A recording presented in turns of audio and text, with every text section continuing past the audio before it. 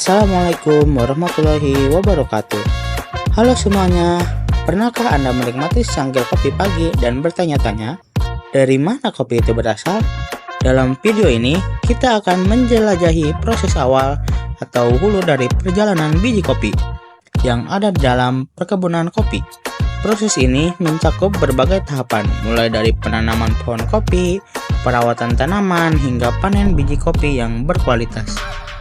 Di balik setiap biji kopi, terdapat kerja keras para petani, memahami keunikan tanah, iklim, dan perawatan yang diperlukan untuk menghasilkan kopi terbaik.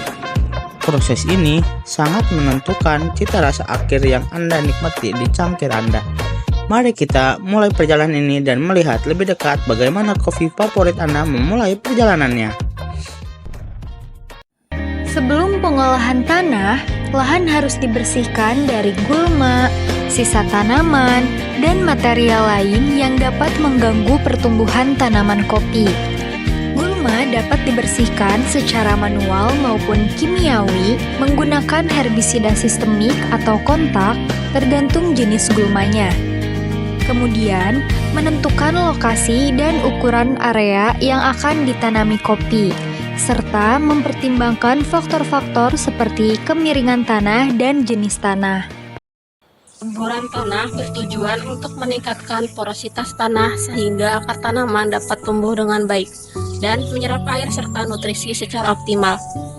Melakukan pengolahan tanah secara mekanis untuk memperbaiki struktur tanah, meningkatkan aerasi, dan mengurangi kepadatan tanah. Ini dapat dilakukan dengan menggunakan alat seperti bajak atau kultivator. Pemberian pupuk organik sebagai pupuk awal sangat penting untuk meningkatkan kesuburan tanah. Pupuk ini membantu menyediakan unsur hara yang dibutuhkan oleh tanaman kopi. Selain pupuk organik, pupuk kimia juga digunakan sesuai dengan kebutuhan tanah dan tanaman berdasarkan analisis tanah yang dilakukan sebelumnya. Untuk ukuran lubang tanam tanaman kopi dibuat dengan ukuran 60 cm dikali 60 cm dan kedalaman 50 cm. Ukuran ini dirancang untuk memberikan ruang yang cukup bagi akar tanaman untuk berkembang. Nah, untuk pembuatan lubang tanam ini dilakukan 2 bulan sebelum penanaman untuk memastikan tanah terolah dengan baik dan pupuk dapat terdistribusi secara merata. Terasering atau sengkedan merupakan metode konservasi dengan membuat teras-teras yang dilakukan untuk mengurangi panjang lereng menahan air sehingga mengurangi kecepatan dan jumlah aliran permukaan. Budidaya kopi Robusta adalah salah satu kegiatan pertanian yang penting di banyak negara tropis. Kopi Robusta dapat tumbuh dengan baik di dataran rendah hingga menengah pada ketinggian 400-800 mdpl. Suhu optimal untuk kopi Robusta ialah 24-30 derajat Celcius dengan kelembaban tinggi sekitar 70-90%. Pembibitan diperoleh dari biji atau stek tanaman kopi unggul.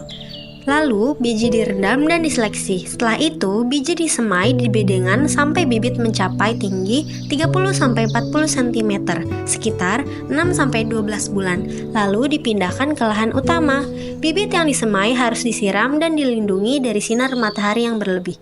Bibit ditanam di lubang tanam yang sudah disiapkan, lalu tanah di sekitar akar ditekan agar bibit berdiri tegak. Pastikan akar tanaman tidak terlipat atau rusak saat menanam.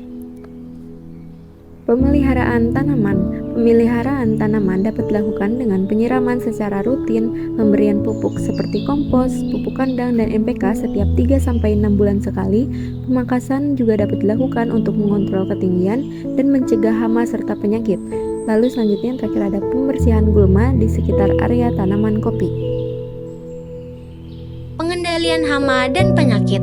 Hama yang sering menyerang tanaman kopi Robusta yaitu penggerek buah kopi, kutu daun, dan ulat daun. Penyakit utamanya yaitu karat daun, jamur akar, dan antraknosa.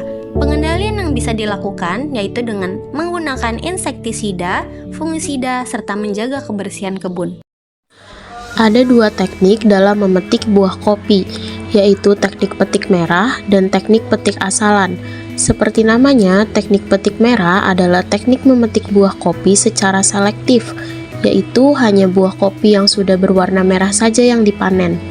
harga jual buah kopi dengan teknik petik merah lebih mahal karena membutuhkan usaha yang lebih dibandingkan dengan petik asalan. Kemudian yang kedua adalah teknik petik asalan. Metode yang dilakukan dalam teknik ini adalah metode memetik buah kopi secara serentak tanpa memandang warna biji kopi, mulai dari warna hijau, kuning, merah muda, hingga merah. Teknik ini lebih mudah dibandingkan dengan teknik petik merah, tetapi harga jualnya lebih rendah. Setelah melewati proses pemanenan, berikutnya adalah pasca panen. Terdapat 4 proses pengolahan pada kopi, yaitu dry process, semi wash, full wash, dan honey process. Namun, pada jenis kopi robusta, pasca panen dilakukan dengan metode dry process. Berikut langkahnya: 1. Petik merah buah kopi. 2. Buah kopi langsung dijemur hingga kering. Buah kopi yang merah langsung dijemur kurang lebih 1-2 bulan tergantung cuaca, sampai biji samping buah kopinya kering menghitam seperti kismis. Jadi tidak melalui proses pencucian apapun.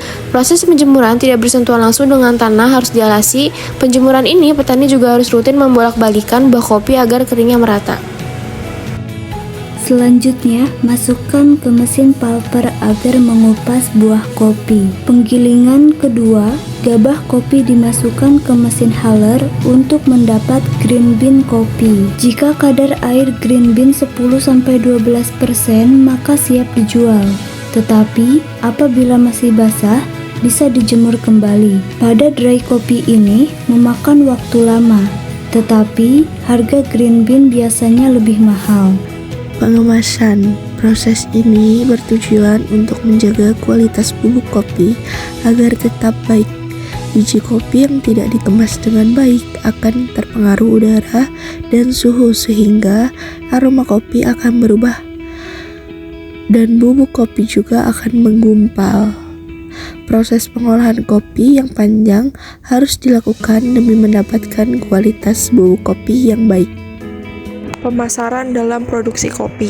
Dalam memasarkan kopi, Anda bisa membangun citra merek yang kuat dan kohesif, termasuk logo, desain kemasan, dan identitas visual, menggunakan media sosial, situs web, dan strategi pemasaran digital lainnya untuk menjangkau pelanggan potensial, berinovasi dengan menawarkan menu kopi baru, mengadopsi tren baru, dan mendengarkan umpan balik pelanggan, memanfaatkan konten yang dihasilkan pengguna, seperti mengadakan kontes desain kemasan kopi, atau meminta pelanggan untuk memfoto kemasan Anda di lokasi unik.